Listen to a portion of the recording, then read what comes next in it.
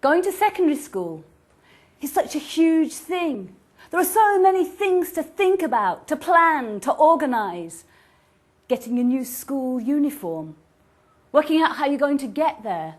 And then when you do get to school, finding your way around, remembering your new teachers' names, learning subjects you've never even heard of, and never mind making new friends. The thing is, whatever you do, whatever you plan, there's always going to be something that surprises you. So it's best to keep an open mind about things. That's what happens to my heroine in my book in Dragon Racer, Joanna. She's like you. She's just finishing primary school, getting ready to go off to secondary school. And she's feeling very unsure about herself. What she'd really like to do is find something that interests her, something that she's good at. Everything she's tried so far, she's failed at miserably. Except one late afternoon. She's waiting for her brother, her older brother, who seems to have everything sorted. She's by the town hall in Brixton, and suddenly she looks up, and there, crawling down the wall, is a small silver dragon. Now, Joanna's desperate to find that dragon again, but everything she tries, again it fails, until the next evening, when she's lying on her bed, and she finds that the dragon has come to find her. In fact, it's flown in through her bedroom window. Could it possibly be? Turning slowly around, she let out a cry of delight. Yes, it was! It was the dragon. Somehow, it had found her. To be precise, it had landed right on top of her, making her fall over with a crash. For a moment, she lay there unable to move. The dragon lay still on her chest, its wings folded back against its silver body. Even through her thick sweater, she could feel heat from its belly. Shaking with excitement, Joanna lifted up her head so that she was looking directly into the dragon's face, its bright, fiery eyes almost dazzling her. And then she nearly jumped out of her skin, for she distinctly heard the words, "Hiya, flyer! Making contact with you has been trickier than I'd thought. I could feel you calling me, but your instructions were unclear. However, contact has now been established and all will be well." Joanna could only lie there with her mouth opened wide in astonishment. The dragon was talking to her. Not out loud, but rather inside her head. It continued, "You don't need to speak. If you just think your thoughts, I'll understand you and you can understand me. Like if it's not comfortable for you with me sitting on your chest, I'll move." At that, the dragon launched itself up into the air and Joanna was able to stand up.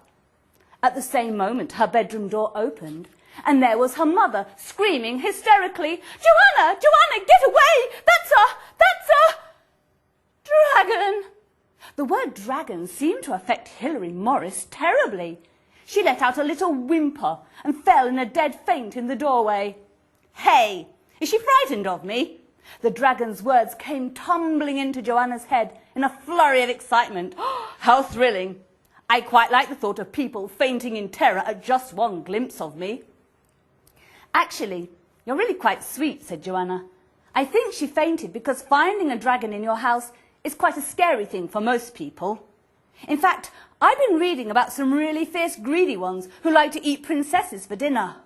"Ooh, do we really get to eat princesses?" responded the dragon excitedly. "I've only had buckets of chicken livers so far. Joys to come!" Joanna and the dragon went over to where Hilary Morris lay limp and insensible on the floor. Joanna patted her mother on the cheek, trying to get her to wake up. "I think I'm supposed to stick her head between her knees or something, so the blood rushes the oxygen to her brain." As Joanna pushed her mother into position, she heard her give a low groan and her eyes fluttered. "Oh, I think she's coming round," cried the dragon. "Let's see." And before Joanna could stop him, he'd flown down to Hilary Morris. She chose that moment to open her eyes, gave another scream, and promptly decided the unconscious state was the one she preferred. Whoops, no, not yet, she's gone again, said the dragon. Excelsior, leave her alone, it's you she's scared of, shouted Joanna. Oh, your name? It's Excelsior. How did I know that? Well, I thought it was about time we got onto first name terms, so I thought it to you. Your name is Joanna, better known as Jo to close friends, but if it's all right by you, I'll call you Jojo. You can call me XL if you like. And if you're worried about your mother, well, we can go and ask the alchemist what to do about that. I must say, she's looking positively green, isn't she? I expect Agnes will have something in her bag to make her better. And then you can all have a nice cup of tea. I never touch the stuff myself. The alchemist? Agnes? Who are they? Asked Joanna. Oh, they hatched me, so I suppose they're the closest thing I have to parents. And they're standing outside your house at this very moment, along with Spiky Mike, wondering what to do. I think it's rather a relief that grown-ups get to worry at these times too. But most of all the grown-ups around you will be helping you settle into school.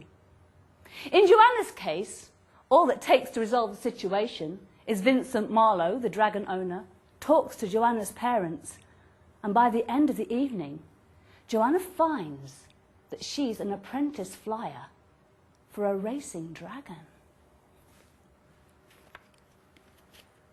Well, Joanna, if that's what you really want, Anthony Morris turned to Vincent. Okay. The answer is yes. Joanna couldn't help it. She leapt up into the air, higher than she'd ever jumped at basketball. Oh, Mum, Dad, can I really? Oh, thank you. I can't believe it. I'm going to race dragons. Now, I can't promise you that there'll be dragon racing at the school that you go to, but there will be some amazing opportunities.